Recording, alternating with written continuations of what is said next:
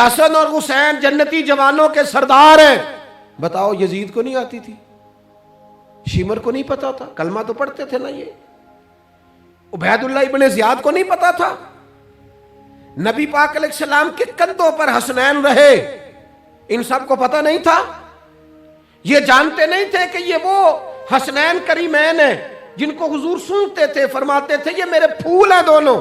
کیا بات رضا اس چمنستان کرم کی، زہرا ہے کلی جس میں حسن اور حسین پھول.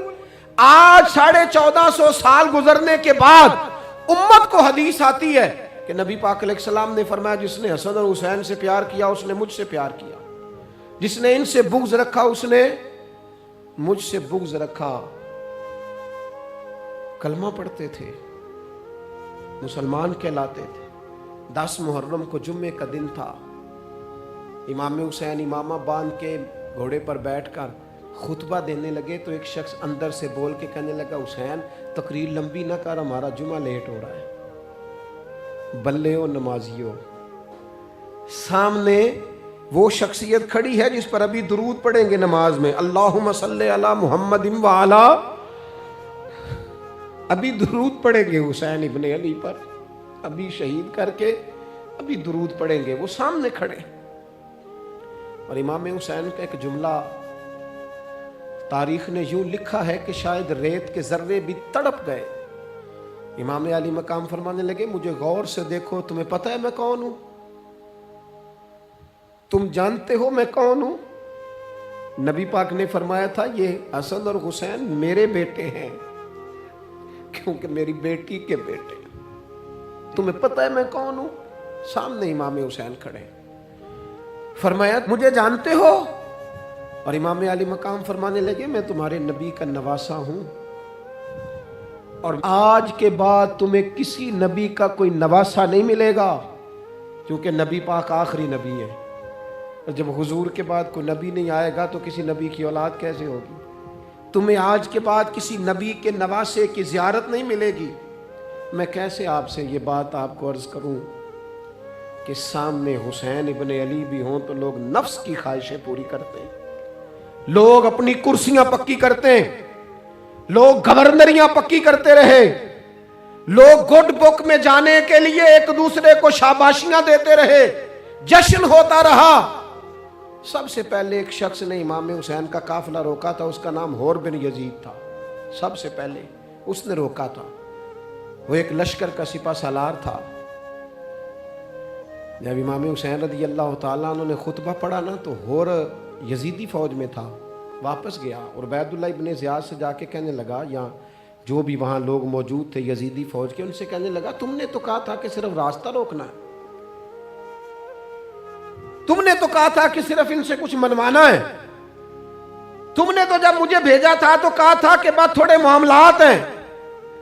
اوہ سچ بتاؤ نبی کے نواسے کو شہید کرو گے؟ تم نے تلواریں نکال لی ہیں، نیزے نکال لیے ہیں، تیر نکل آئے ہیں، تیاری مکمل ہے. مجھے سچ بچاؤ، کیا حسین ابن علی کی گردن پر خنجر چلانے لگے ہو؟ سیدہ فاطمہ کا جگر پارا شہید ہوگا، کیا یہ خبر سچ ہے؟ یوں ہوگا؟ تو کہنے لگے ہاں یہی حکم ہے ہمیں، یہی تیاری ہے، یہی پروگرام ہے، یہی پلان ہے، یہی ہوگا. کہنے لگا میں اور آپ تو مدینے والے رسول کا کلمہ پڑھتے ہیں، تو کیا محبوب کے نواسے کو ذبح کرو گے؟ جناب علی اکبر کو جن کا چہرہ رسول پاک سے ملتا ہے، حضرت قاسم بن حسن کو، جناب علی کے بیٹوں عباس بن علی کو، حضرت علی کے بیٹے ابو بکر بن علی کو، حضرت علی کے بیٹے عمر بن علی کو، حضرت علی کے بیٹے یہ بھی 3 کربلا میں موجود، حضرت عثمان ابن علی کو، ان کو شہید کرو گے؟ نے کہا ہاں تیاری ہو گئی ہے. تو سب کے ضمیر مردہ نہیں ہوتے. ہاں بڑی بڑی سخت جگہوں پہ پھول اگتے ہیں. حور نے جب ان سے کہا کہ تمہارا پکا ارادہ ہے، کہا پکا ارادہ ہے. تو اس نے کہا یہ زیرہ پکڑو، یہ عہدہ پکڑو، مجھے تمہارا دیا ہوا عہدہ نہیں چاہیے، حسین کے نانا کی دی ہوئی جنت درکار ہے، یہ رکھو اپنے پاس، مجھے تمہارا. ایڑی لگائی اس نے اور دوڑا. اور امام حسین کے قدموں میں گیا، کہنے لگا حضور میں مجرم ہوں، میں خطا کار ہوں، میں نے سب سے پہلے آپ کو روکا تھا، پر مجھے قسم ہے اللہ کی میں جانتا نہیں تھا ان کا ارادہ کیا ہے، حضور بھول گیا، غلطی کر بیٹھا، یہ اندھے ہوں گے، ان کی آنکھوں میں پٹی بندی ہوگی، اور مجھے تو پتہ ہے نا کہ دنیا کو پھر محمد کا نواسہ نہ ملے گا، مجھے خبر ہے، اگر معافی مانگوں تو معاف کر دو گے، پہلا مجرم ہوں، میں نے روکا ہے، اگر آ جاؤں تو قبول کر لو گے؟ یہ ظرف، یہ حوصلے، یہ توانائیاں اگر ہیں تو سیدہ فاطمہ کے دودھ میں ہیں، یہ شیر خدا کی تربیت میں ہیں، یہ محبوب نے جو ان کی زبانوں کو چوسا تو اس کرم میں ہے۔ حضرت امام حسین نے اٹھ کے سینہ یوں چوڑا کیا، ہاتھ پھیلائے، فرمایا آجا، لگ جانا میرے سینے کے ساتھ، تو آ جانا، تو نے دیر کی، ہم تو پہلے سے منتظر تھے، تو آ جا، تیری ساری معاف ہے۔ ہور کے مقدر جاگے، امام علی مقام کے لشکر میں شامل ہوا۔ بعض نے لکھا ہے جو لوگ ابتدا میں شہید ہوئے امام حسین کی طرف سے، ان میں ہور شامل۔ خدا را کچھ خواہشات، کچھ نفسانی باتیں چھوڑ دو، سارا دن اپنے آپ کو ہی منواتے رہنا، اپنی ضد کے سامنے لوگ بڑے بڑے ادارے تباہ کر دیتے، بڑی بڑی جماعتیں تباہ ہو گئیں، بڑے بڑے آستانے خیر کے ٹوٹ گئے، لیکن ہماری انا، ہماری ضد، ہمارا تکبر، ہماری اپنے لیے خواہشات یہ ختم نہ ہو سکیں۔ امام حسین رضی اللہ تعالیٰ عنہ کو جن لوگوں نے شہید کیا، انہیں حضور کا خون نظر نہیں آیا، نفس کی خواہشیں نظر آئیں، جائیدادیں نظر آئیں، لیکن پتہ ہے کمال کیا ہے؟ ہمیشہ جو لوگ حق قبول کرتے ہیں نا، اللہ تعالیٰ انہیں یہ عزت عطا کرتا ہے۔ دو چار باتیں میری ضرور لے کے جانا، یہی لنگر ہے آج پیغام حسین کانفرنس کا۔ دیکھو آپ کے والد آپ کو جو سمجھاتے ہیں وہ ٹھیک ہے، یا جو آپ کہہ رہے ہیں وہ ٹھیک ہے؟ غور کرو، آپ کے اساتذہ اور مشائخ جو آپ کو کہتے ہیں وہ ٹھیک ہے، یا جو ضد آپ نے لگا لیا وہ ٹھیک ہے؟ اور سب سے بڑھ کر اللہ رسول کا حکم زیادہ مؤثر ہے، یا جو آپ نے اپنی مرضی سے چیزیں طے کی ہیں وہ زیادہ مؤثر؟ اپنی نفسانی خواہشات کو تھوڑی دیر کے لیے کنٹرول کرو، اپنے آپ پر تھوڑی دیر کے لیے پابندی لگاؤ، ایک ایک کر کے اپنی خواہشات کو کچلو، زندگی کے اندر کچھ ایسی چیزیں پیدا کرو جس سے روح تازہ رہے، دل تازہ رہے، طبیعت تازہ رہے، دین بچا رہے۔ جتنی طلاقیں ہوتی ہیں نا معاشرے میں، ہم سے اگر دن میں 100 لوگ مسئلہ پوچھتے ہیں تو 95 طلاق والے ہوتے ہیں، سوائے اس کے کہ نہ میاں ہارنے کو تیار تھا، نہ بیوی ہارنے کو تیار تھی، بالآخر رشتہ ہی ہارا، دونوں کے ہوتے ہوئے بچے یتیموں جیسی زندگی گزارنے لگے۔ تھوڑی دیر کے لیے لوگ چپ نہیں کیے، سارا کچھ ختم کر لیا۔ اپنی مزاج کے اندر، اپنی طبیعت کے اندر تحمل پیدا کرو، بردباری۔ میں ایک دفعہ بہت پریشان تھا، حالات کچھ عجیب رخ اختیار کر گئے، بہت پریشان تھا، تو میں ایک بزرگ کی خدمت میں حاضر ہوا، میں نے کہا دعا فرمائیے گا، تو مجھے کہنے لگے سیدہ زینب کی سیرت پڑھو۔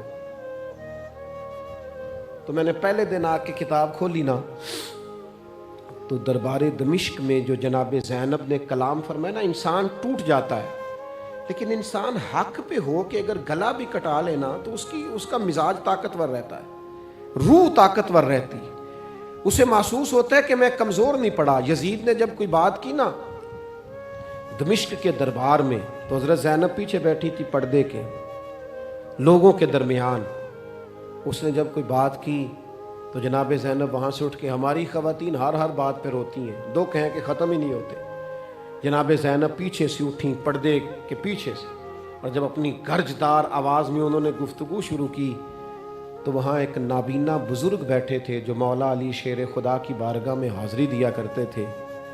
جب سیدہ زینب نے خطبہ شروع کیا نا تو وہ بزرگ چونک گئے، اور وہ نابینا تھے تو ساتھ والے آدمی کا گھٹنا ہلا کے کہنے لگے علی آ گئے دربار میں،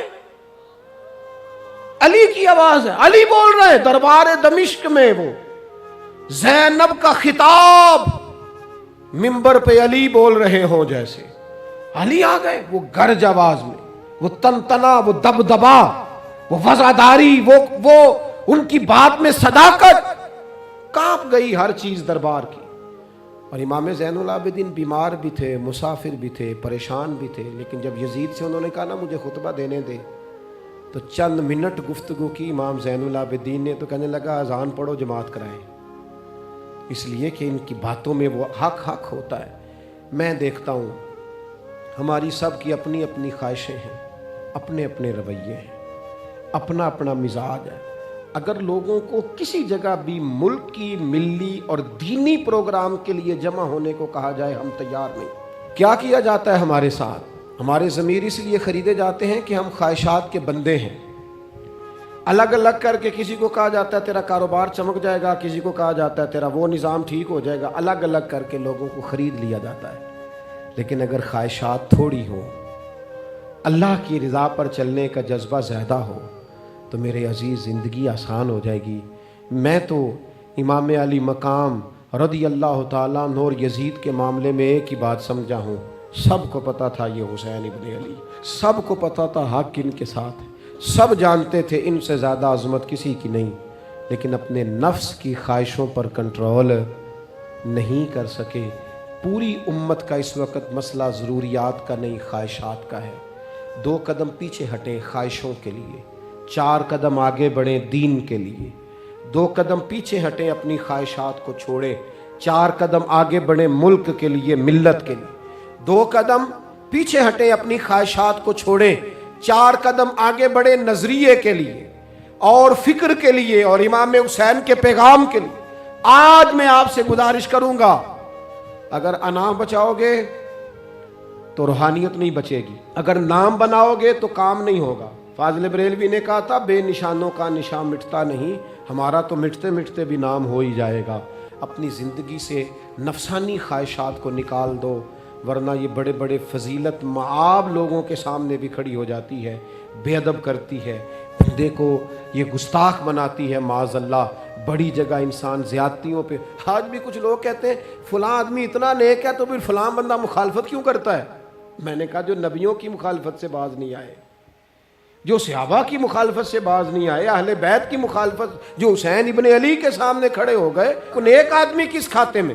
اللہ کا قرآن کہتا ہے یجاہدون فی سبیل اللہ ولا یخافون لومۃ لائم ذالک فضل اللہ یؤتیہ من یشاء۔ کچھ لوگ اللہ کے راستے میں جہاد کرتے ہیں تو لوگ ان کی ملامت بھی کرتے ہیں، انہیں برا بھی کہتے ہیں، پر وہ کسی کی پرواہ نہیں کرتے۔ یہ ان پر اللہ کا فضل ہے، اور یہ فضل رب جسے چاہتا ہے اسے عطا کرتا ہے۔